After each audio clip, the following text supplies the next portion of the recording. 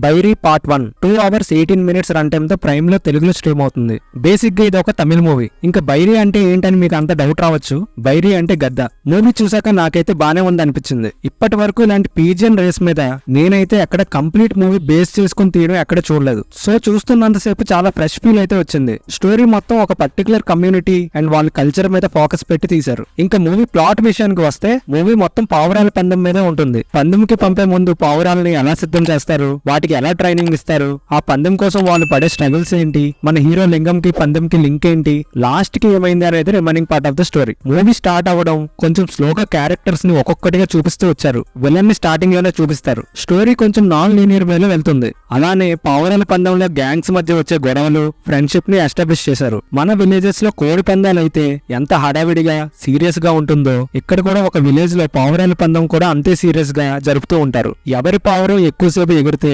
వాళ్ళే విన్నర్ అన్నట్టు ఉంటుంది మూవీ. ఫస్ట్ 30 minutes కొంచెం స్లోగా ఉంటుంది. ఒక్కసారి పావురంకి ట్రైనింగ్ ఇచ్చే సీన్ స్టార్ట్ అయ్యాక మూవీ కొంచెం పికప్ అవుతుంది. ఫ్లాష్ బ్యాక్ లో హీరోకి లవ్ స్టోరీ కూడా ఉంది. బట్ నాకైతే అంతగా ఎంగేజ్ చేయలేదు. మెయిన్ డ్రామా అంతా పీజియన్ రేసింగ్ మీదే ఉంటుంది. హీరో లింగం కి వాళ్ళ మదర్ మధ్య వచ్చే సీన్స్ బానే ఉన్నాయి. ఫస్ట్ హాఫ్ లో స్టోరీ మనల్ని హుక్ చేయకపోయినా సీన్స్ ని కొంచెం ఎంగేజింగ్ గా రాసుకోవడం వల్ల ఎక్కడ బోర్ కొట్టలేదు. ప్రీ ఇంటర్వెల్ టు ఇంటర్వెల్ బాగుంది. సెకండ్ హాఫ్ కూడా మొత్తం పీజియన్స్ మీదే ఉంటుంది. పీజియన్స్ గాల్లో ఎగిరేటప్పుడు గద్దలు వచ్చి వాటిని పట్టుకుని వెళ్ళిపోవడం, గ్యాంగ్స్ మధ్య వచ్చే రివెంజ్ సీన్స్, లింగం అండ్ తన ఫ్రెండ్ అమల్ ఫ్రెండ్షిప్ బాండ్ ని బాగా చూపించారు. అలానే మదర్ సెంటిమెంట్ కూడా ఉంది.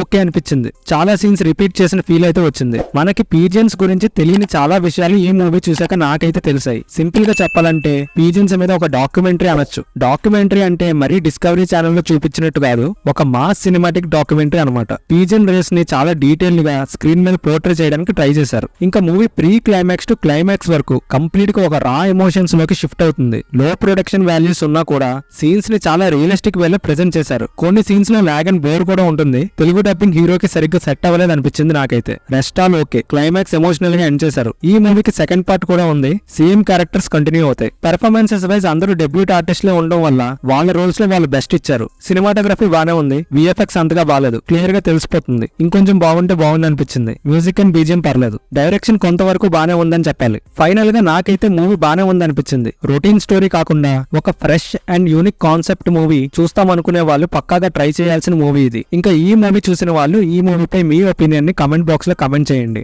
ఈ వీడియో మీకు నచ్చినట్టయితే please like, share and subscribe. Thank you.